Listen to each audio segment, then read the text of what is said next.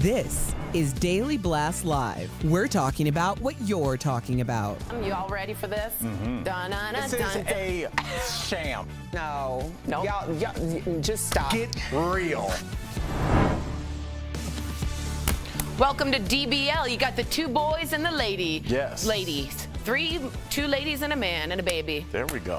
All right. Quick accounting of things. I'm working on it. The show. I'm working Logistics. on it. All right. The pandemic changed a lot of things across the country, but one of the biggest things, of course, was the rise of online shopping. And now some of your favorite big box stores are facing a major crisis. So, in fact, more than 800 big box retail stores are closing across the country this year. Everything from Bed Bath & Beyond to Tuesday Morning, Gap, Party City, and even some Walmart stores will be closing their doors. Some of these closings are due to bankruptcy or to cut costs, but of all the online shopping we do now, it actually means some of these big stores are no longer needed. Speak for yourself. DBL Nation, we want to hear from you and not Al. Do you prefer to shop online or in stores? Go to dblvote.com. Which do you prefer, online or in-store shopping, and why? Al, you spoke up first. You get the floor. I did. Look, I think that going to the store is deeper than going to the store. First of all, it gets you out of your house. That's a big deal. It's so weird, like just sometimes when you step out of your house, especially during COVID, when you're like, oh, fresh air, remember this? Now, when you go into a big box store, there's different people that you might not have ever associated with, people you might not have had a conversation with, and that's kind of how you used to meet your wife, or that's how you make a contact in the neighborhood. We're all villagers, and we're interacting, and I feel like everything we're doing is pulling us further and further apart, and I don't like the sterility of the world we're in. It's like contactless delivery. I don't like that. That just means you left my food on the floor in front of my door. I don't like this, Jeff. Talk to me. I don't like ordering food like from Uber drivers. And you know they ate some fries. You know they're eating Do you fries. think they really are Yeah, eating? for sure, for sure. That's why I course. cook. That's why I cook. I'm not even Really? joking. Would- They're taking a sip. They're 19 years old. They're like, I'm going to get some free French fries. I would eat other people's food when I was a waiter when I'm 19. If they didn't finish it, I'm eating that burger. You know what I mean? Any shrimp that came back at that Thai restaurant I worked at, any shrimp that went back didn't make it to that kitchen.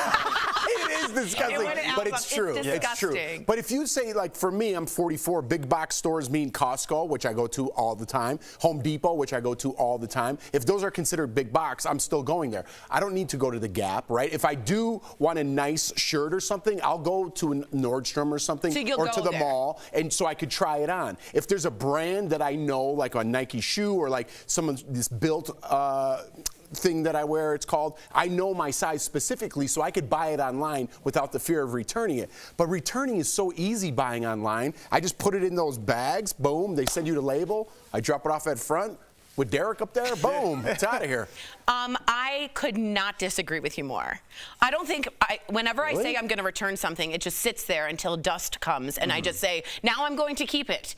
Like, that's how much I don't return. And I'm not even picking on you. Do you have anxiety of seeing or meeting other people when you go to the store? Fair, and I got it more over the pandemic. So when you're like, you can go to a store and meet people, I'm like, you can go to a store and see strangers. Like, that's a con in my book. I also think generationally, it's more comfortable for people of an older generation to go and see it. I like the deals that I can get when I work online. So I look at Rakuten, I can get discount codes. None of that is easy for me to do in store. And I could really rack up, I get $50 a month from just Rakuten because it's like just saving money, not an ad, hashtag, not an ad. And I think that's a generational thing. My mom would rather see it, hold it, feel it, make it tactile. Famously, Steve Jobs made the iMac. Do you guys remember the iMac, the jelly bean colored computers? Yes. He put a handle on the top because his mother said famously, I want to be able to hold it.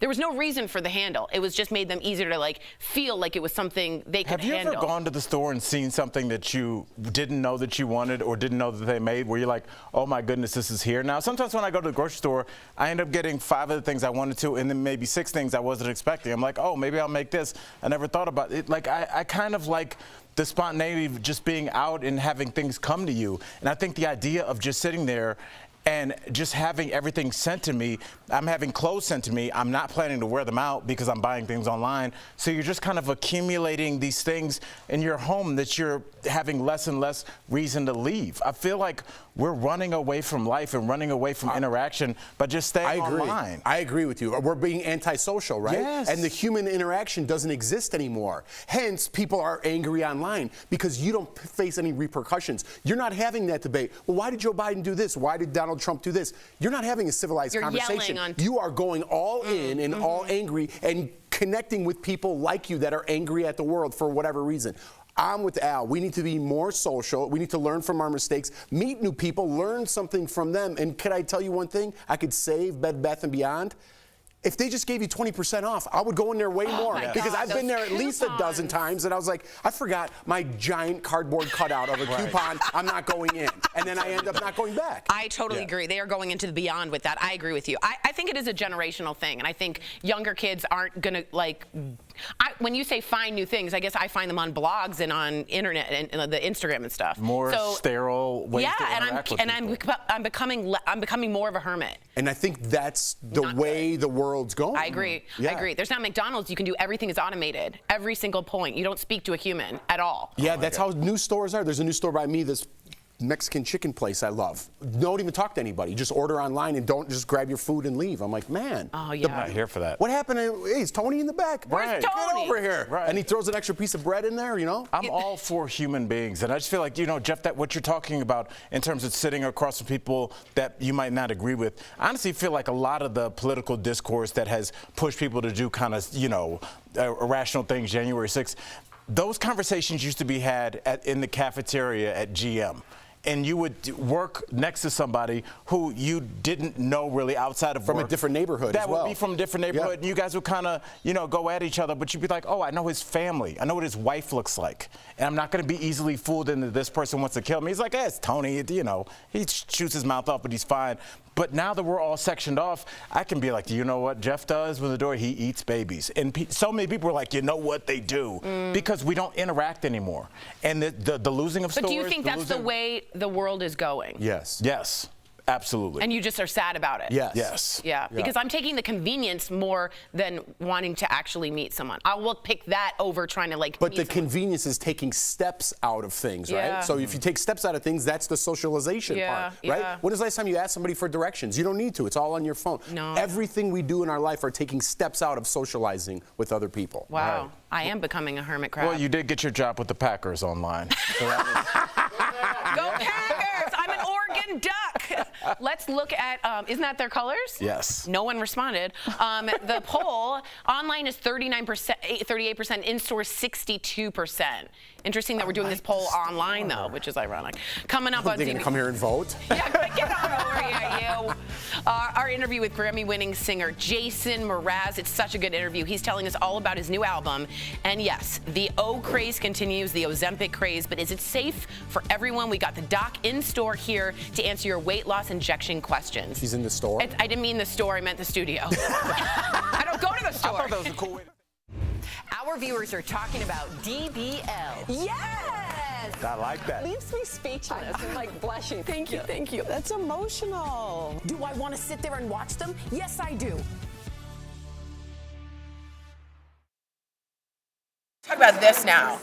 4-day work week. 61 companies in Britain tried this, and a majority of them are keeping it. You get paid the same, but you only work for 4 days a week. Now, guess what they found was the most inefficient waste of their time? Guess what they found was the most inefficient waste of their time during the work week? Going to work. Meetings. Thank you. 20% of wasted time. 20%. Meetings. This could have been an email. So they're keeping it because the turnover is better, the burnout is better, which we saw during the pandemic. Productivity went up. In my mind, 5-day work week, antiquated. Do you know what I've heard from a lot of people that work at home? Because usually, I think, you know, the older take is, oh, these young kids don't want to work. No, it's... But everybody that I know that really likes to work, they say they like working from home because they don't have to answer like little weird, like, the micromanaging, where's the bathroom? right. Do you think we're going to have a meeting at 4? It's Right. like those distract you from your workflow. So I think a lot of people do. Streamline It's it. weird that people that really want to work do better at home. Or they figure out their time in a 10-day, 4-day work week so that they don't, like I heard a lot of people like the autonomy, that they feel that they are responsible adults and they can figure out, if I can make this done in this amount of time, I don't need someone over me. Well, So- when do you work best, Tori? if I was like, I need you to write an article for the New York Times. Late at night. Yeah, from like what weird. hours? Like, yeah, I'm kind of a creative, so even like a glass of wine, even. Right. I think a lot You're of people right. are like that. I think a lot of people I don't. didn't think about that. I don't work in the regular time. Yeah, I think bringing somebody into work at 8 o'clock that's not a morning person is you're paying for their body. They're sleeping, and I feel bad. Or children at 7 a.m. I always feel bad for them. Some people are like, Too after early. lunch, I'm ready to go.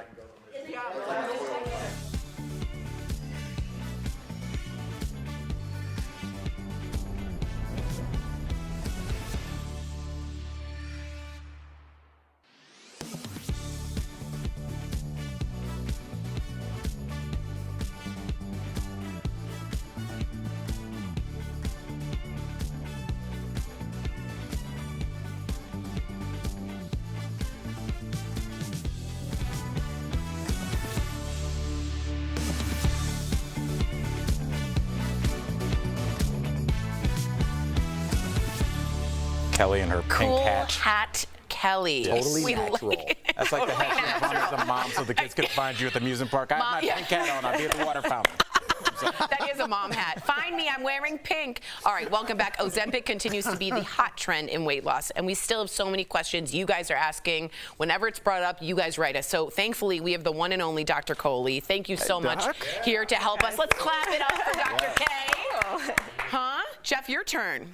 Oh, thanks. I was waiting for a secondary applause. All right. So here's the thing. So about a month ago, Meghan McCain gave birth, right? And she revealed she was urged to take Ozempic by her doctors, I want to say, to quickly shed some pounds, which is horrifying in her words. I don't know what part that she's referring to. This question goes on. Is Ozempic safe to take this soon after having a child? I felt like there was a better way to say that. I have to say, it's a little absurd that we're talking about taking Ozempic 4 weeks after giving birth. I mean, what has our society come to? You know, first of all, it's not safe, obviously, because I don't know if she's breastfeeding or not, but if she is, it's strongly advised not to take it. After you deliver a baby, your body goes through a lot of changes, right? I mean, you change the volume of blood that you have, you change your blood pressure. In fact, you change how much your weight is, and you lose a lot of weight in those first 6 weeks. But women can take 6 to 12 months to get rid of all that weight. So a month later, we're already body shaming women that just gave birth, and offering them something that A, is not safe at that period, and B, is not appropriate, because the indication for the drug is for people who are stuck at a weight and can't get it off with diet and exercise. So this is not where I wanted this drug to go, even though I'm a huge fan of it. Yeah. Meghan McCain should get a new doctor, is what I'm thinking too. That's not cool. But is it her doctor or is it just societal pressure? Society. It's like, you still have baby weight on? What are you, lazy? You should be doing chin-ups. You look at all these moms, and shout out to them, but they're doing pull-ups on CrossFit, you know, 3 weeks after giving birth or 6 weeks before giving birth. I'm like, is this good? But on the flip side to that coin, some doctors aren't even allowed to tell a patient that they're gaining weight. Right? I think you That's the are, but opposite not side of 4 it. weeks after pregnancy. No, absolutely not. Absolutely not. Yeah. But I'm saying in general, it's like You're right. No. people are, doctors I know are that for a shamed fact. for saying that. No, it's like you cannot ask it. I know somebody that worked for a large hospital conglomerate, and that was not, you could not ask that question. So these are both in sides any of the way. spectrum. I mean, I have trouble, honestly, talking to some of my patients, because I get fat shamed by my patients. They say, you're saying that I'm fat, and that's not okay for you. You're saying to you're say. unhealthy in some ways. Exactly. Yeah. It's not about how you look, it's about how you are on the inside that matters. That's really important to hear. Speaking of Ozempic, a new article talks about our obsession with it and how that's leading people to all of a sudden neglect normal diet and exercise. That's obviously not the right way to do it. This is the fix, the quick fix that we all want, right? It's not the right way. Do you guys know why we find thinness attractive? Do you have any idea? Because it shows that we're laborers and can work? No, it shows that we're fit inside. We perceive it as a sign of internal health, as a sign of fertility and a sign of lack of disease. Where I think the disconnect has happened is we value thinness now, not fitness. We value people being thin, not healthy. And so we'll go to all extents and inject ourselves without even doing the diet and exercise, which is the fundamental tenet Which is the point of it. health. Right. And don't you miss that, like, endorphins after you successfully complete a workout of some sort, right? Totally. And You so don't get that gratification. you don't. I mean, it's not just the endorphins, it's your immune health, it's your mental health, it's your sleep. Your heart so pumping. many benefits of good diet and exercise that we're just skipping over because we want to get to the end point, which is just looking thin and having people think we're I think healthy. the issue with the thing that you guys are both discussing is none of those things show up on Instagram. Right. What is your mental health? Yeah. Where do I push the like button on that? Yeah, So that's a fair point. if people can't comment on Instagram, what's the point of having it, I guess? That's it's a good point. very interesting place we find ourselves in society. It's true, and we have to do it quickly, right? Tell me, let's say you get off Ozempic. Are you just going to gain all that weight back? What is that like? How do you wean? Some people do honestly gain that weight back. So there are some subset of people that when they get off Ozempic, the brain has rewired and the wiring sticks. So that satiety signal that Ozempic triggers stays. But there are a good proportion of people that will gain that weight back. Now, maybe not all of it back, and some of them have gotten used to sort of feeling less hungry. So some of it is behavioral as well, that they just don't eat as much as they used to before. Now, some of this could be the company hasn't really studied getting off Ozempic because this is the cynical me talking, but they want you to stay on that drug. You know, so I, as a doctor, am hoping that there are some trials out there, because right now all we have is the data of the people that stay on the drug. And so I really hope we start to collect more data. What happens if people stop it? You know, do they gain that weight back? Are there types of people that gain the weight back that should continue it versus others that can stop? Well, let's keep in the mode of stopping. Our friends from Canada that told us we were drinking too much beer a couple weeks ago. Now they're saying we're drinking too much coffee. So Canada! Yeah, I know what's going on. Now, you know, this is my only vice now. How much coffee is too much coffee before we start talking about kidney disease? You know, I love coffee. That's my disclaimer for this. But I would say caffeine is a toxin, and our body has to metabolize it just like it does with alcohol and others. And this is interesting. Half of us are slow metabolizers of the caffeine toxin, which means it lasts a lot longer. That's why some people can drink coffee late and stay up all night, and other people have no effects with it. So those slow metabolizers have to be careful about the dose of caffeine. Now, the FDA says about 4 cups a day.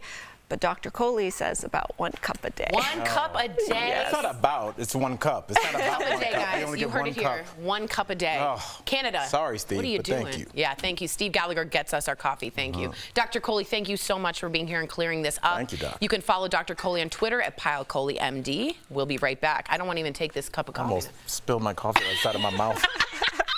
We'll be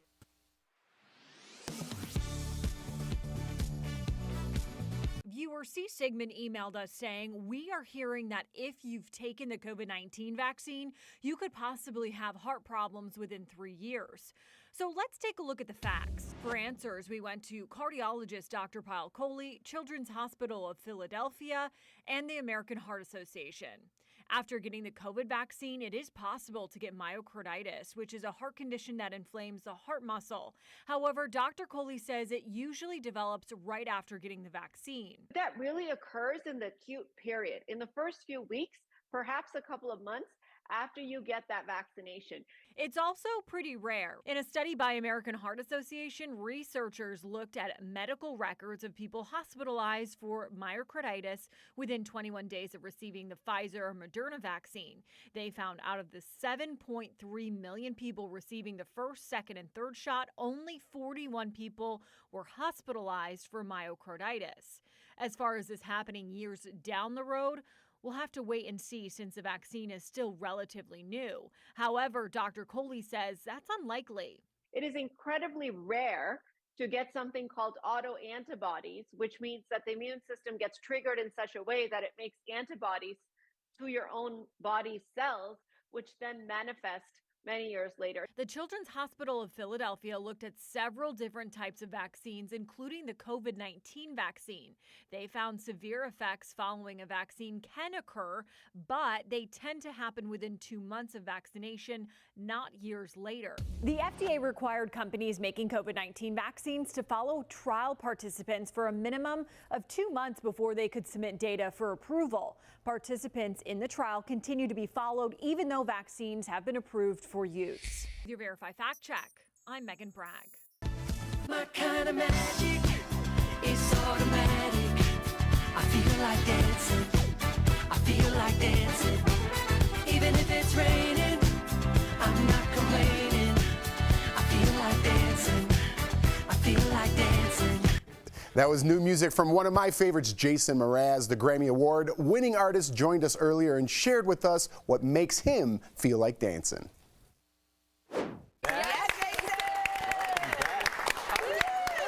Hey, good morning. Good morning. Jason, you sound amazing. You look amazing. Welcome back to DBL. Shoulder action on 10. Yeah.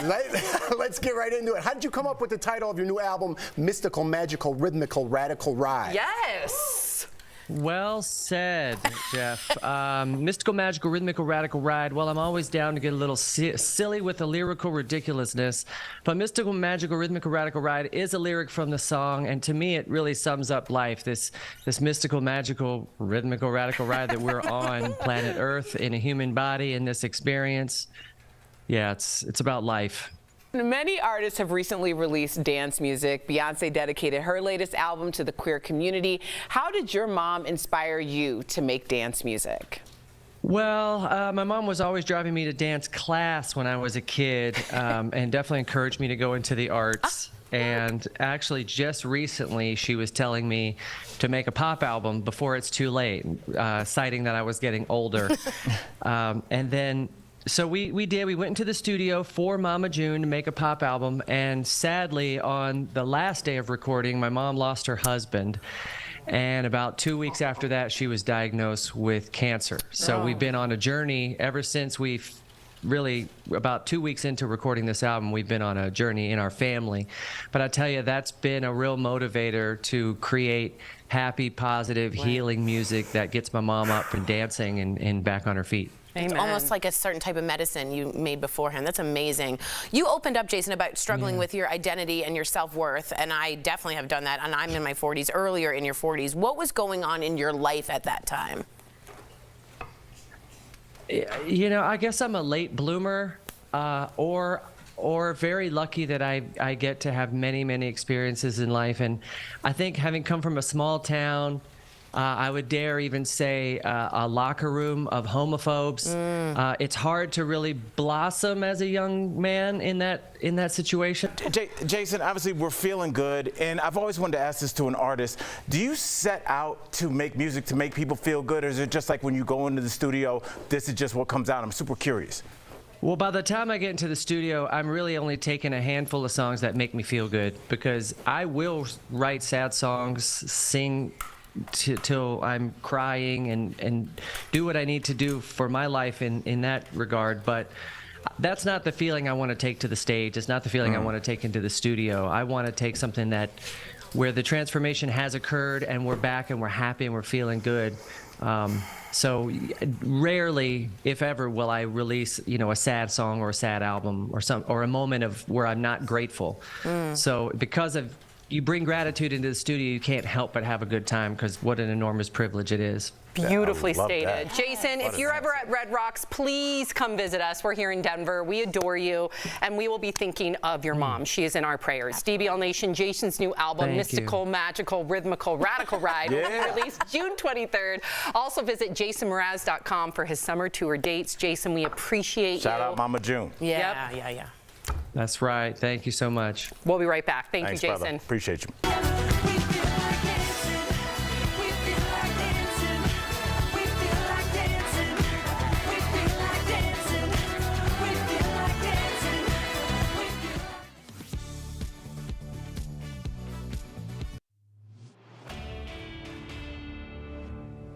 Important calls dropped, texts that won't send, posts that won't load. It can be frustrating, and it can even happen in big cities when the bars can't keep up. If you have an iPhone, you might have seen a little status icon in the corner of your screen that says SOS or SOS only when you don't have any service. Some Androids have similar features. So a lot of folks are asking, what does that mean? We went to Apple, the FCC, and the National 911 program to verify.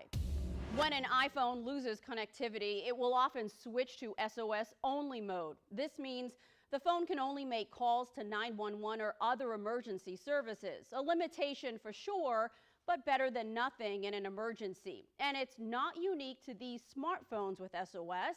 According to FCC E911 rules, wireless carriers in the U.S. are required to connect any and all 911 calls, even if the caller isn't subscribed to their service.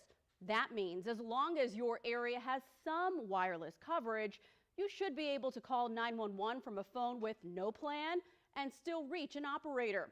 But what about when you're totally off the grid? If you have the newest iPhone, that SOS mode might have you covered. According to Apple, iPhone 14s are satellite enabled, allowing users to send text to emergency services even from off the cellular grid. Not as helpful as a call, but the service made headlines back in December when it apparently helped save a stranded man in Alaska. It could also be useful if you're traveling without a SIM card. Apple says the feature is available in the US, Canada, and Australia. So we can verify SOS mode simply means your phone can contact 911 even if you're in a spotty service area. Now, if you're having regular issues, check your provider's coverage map to see how their service works where you spend your time. With your Verify, I'm Delia Gonsalves.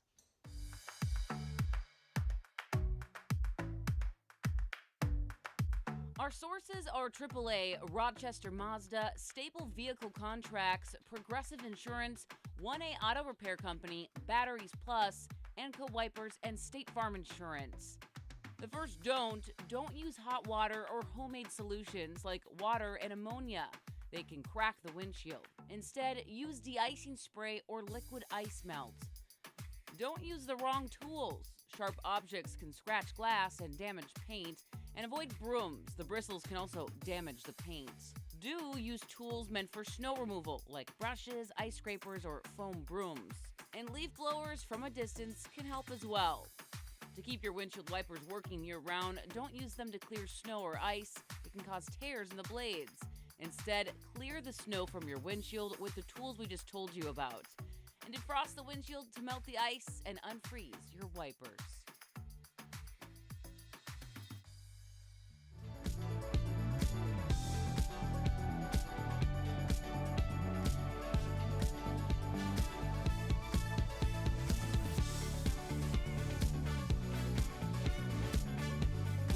Today's Sandals word of the day is snorkel. Watch DBL every day for a word of the day. Then enter at dailyblastlive.com/sandals for your chance to win a 4-day, 3-night escape for 2 to beautiful Jamaica. The winner will be announced on DBL March 1st. If your joints hurt more when cold weather hits, you are not alone. It's time for some joint and muscle support brought to you by Omega XL. Some say change in air pressure can cause the pain, but there's some things you can do to lessen it. First up, stay active. That is key. Next up, bundle up. Lastly, maintain a healthy weight and take time to rest. Omega XL has improved the lives of millions of consumers, supported by 30 years of clinical research. Omega XL's powerful and proven benefits have transformed the lives of athletes, celebrities, and dedicated daily users. So call 1-800-813-6801 or visit OmegaXL.com for more info. We also want to give a big birthday shout out to Jennifer. Yes, happy birthday. Woo! We'll see you tomorrow.